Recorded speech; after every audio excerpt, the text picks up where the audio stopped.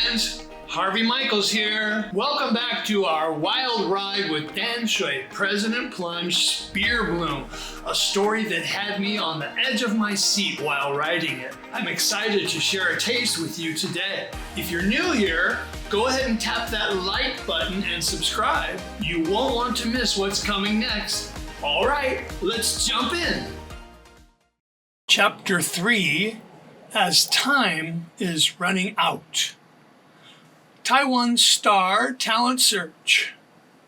Jimmy's sisters smile widely, cheeks red from their passionate and moving musical accompaniment to Jimmy singing their father's favorite songs. They hold their arms out, and Jimmy's mother walks up between them and takes a gracious, smiling bow. Together, the sisters embrace their mother and break into crying like a quick, hard shower of rain. Ruth looks on in sad concern and squeezes their shoulders as the sisters cry, cheek to cheek, for a few seconds. Then the three of them say something and point up, which even non-believers know they refer to heaven, not to the first floor 5 stories above. Applause is loud and long. Standing by the spinet piano, Jimmy looks up and makes a fist bump up where he is looking. He looks back down and pats the air, motioning for quiet. "Thank you," he speaks into the wire-thin headset microphone. "Every one of you is special, precious to us. Thank you." Jimmy bows, claps toward the audience. He looks to his sisters and mother behind him and holds his arms backward for them to hold his hands and join him. They all do and stand together. Ruth nods to Jimmy to say more. "We pray God will bring Wang Sanbao back to his family, back to all of us," Jimmy clears his throat to say. Tears roll down his cheeks, which he ignores.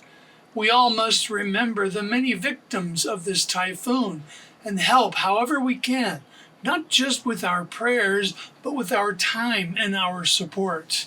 He is strong again and finishes. "My mother and sisters and I want to thank Taiwan Star Talent Search for the opportunity to honor my father's wish." Jimmy pulls off the wireless headset microphone, steps back, and opens his just now tightening mouth several times. He heaves several deep breaths through his flexed throat and looks through shiny eyes all around the audience, nodding thanks. Recovering from this jolt of mourning, he retakes the microphone by the earpiece to thank the judges and again the audience who loudly cheer as time is running out. Jimmy and his mother and sisters come to the judges' table. They comfort the deeply affected judges. 2 of them, especially Candy, are shaking with sobs, releasing unfeigned emotions.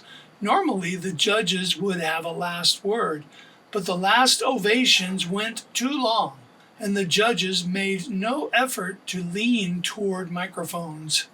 As time runs out, the live broadcast goes automatically to one last 5-second theme song and graphic, and they are off the air. Romeo returns.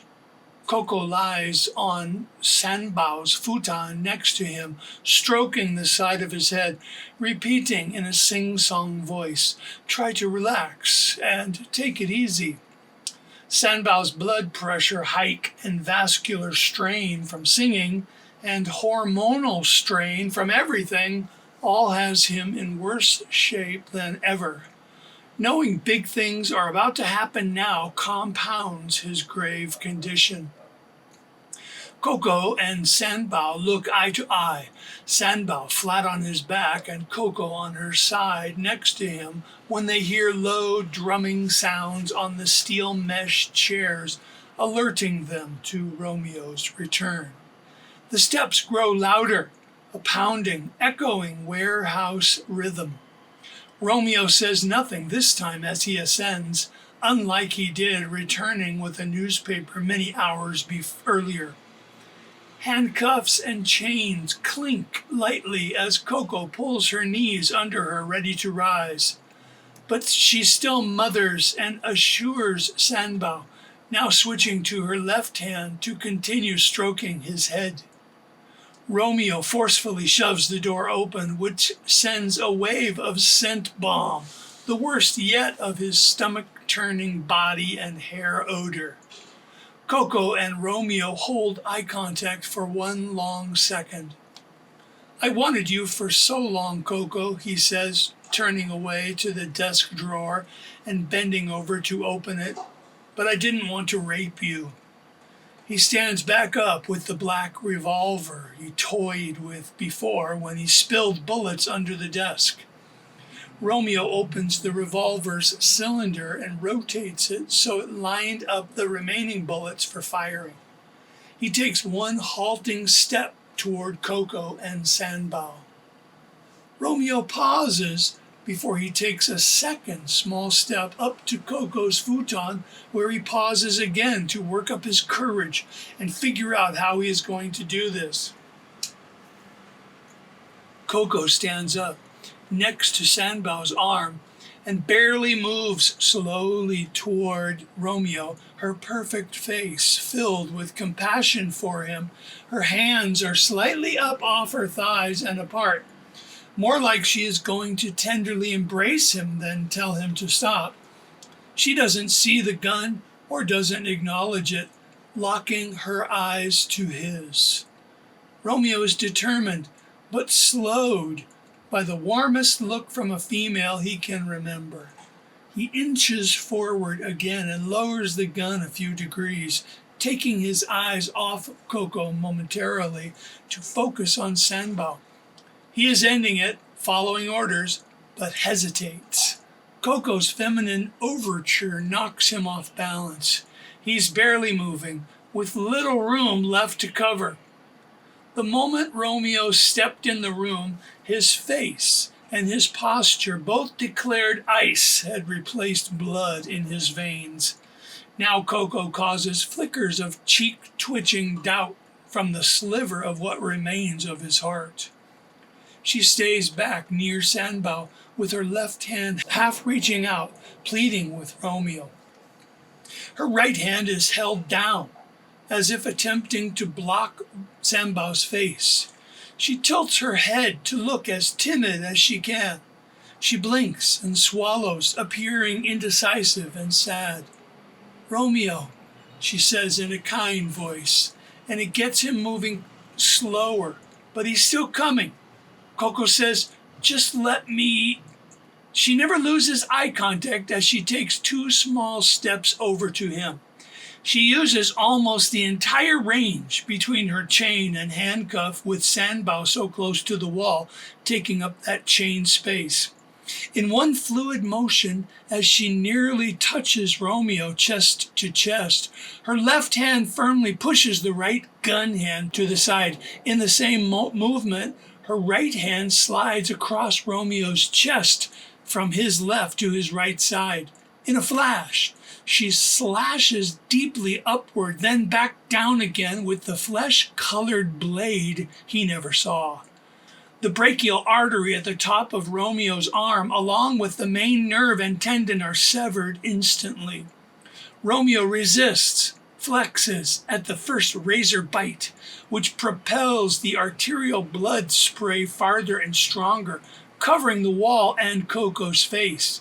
He somehow gets off one loud, angry shot with the pistol, and his hand falls to his side and the gun drops to the floor. All feeling in his arm is gone. All control in his arm is gone. The brachial artery empties him of blood in surprising time. Coco and Sanbao expectantly watch Romeo fighting to stand, wobbling more each of the last beats of his emptying heart. He stumbles, tipping backwards, and looks dumbly down at his now numb arm, and he collapses to be seated on the edge of the futon Coco slept on. Romeo looks at Coco and registers dual shock at his total defeat and Coco's now compassionate expression plastered thickly with his blood. His mask of madness and rage is no more. Now there is a whitened, innocent child's face looking afraid. Romeo battles gravity backward, fighting to sit up, but within seconds he's too weak. He falls over and his hand flops back from the momentum touching his ear. Half on, half off the futon, the angle lends to quicker and more complete exsanguination. They all wait for a last breath, but it never comes.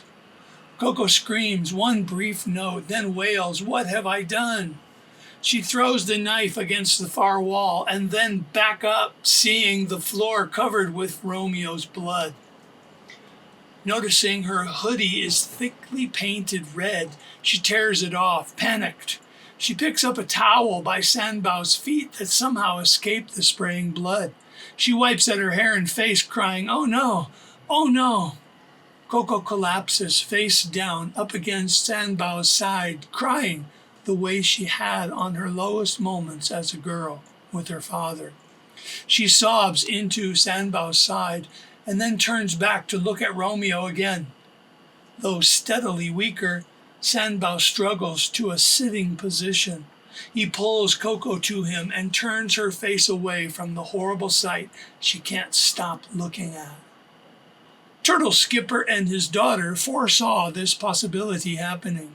Coco's father first wanted to make a folding, thin titanium blade with no sheath. He opted instead for a simpler design. Ahua shortened and rounded off a regular, sturdy box cutter blade. He engineered an extremely thin edge cover, lubricated to slide down halfway into a grip. After he sharpened the point and both sides enough to cut anything while still strong enough to not break off on a rock or on bone, it was a lethal stabber and slicer. It saved her life, saved all their lives. After she hung up from her phone call to her father, Coco pulled up her sweatshirt with one chained hand. Sanbao thought she was maybe checking a bruise, but she was removing the hidden blade her father shaped for her. Ahua used waterproof cocoa skin-colored paint over 6 inches of tape she hid the blade under on Friday morning. He made the vicious razor-edged dagger blade a tone that matched the palm of Coco's hand. Behind her hand, Wang Sanbao never detected the small, deadly weapon she held. It matched her skin color so well. When she wielded it, if Romeo even saw it at all, he must have thought it was her finger. Paul Hu, outside the fish chopper. Swelling, foggy haze steadily dims the last taffy-colored sunlight over dark, rolling seas in the distance.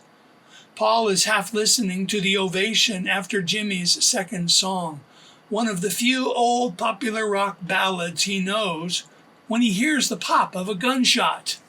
He turns left to look across the wide highway. "Is that a shot?"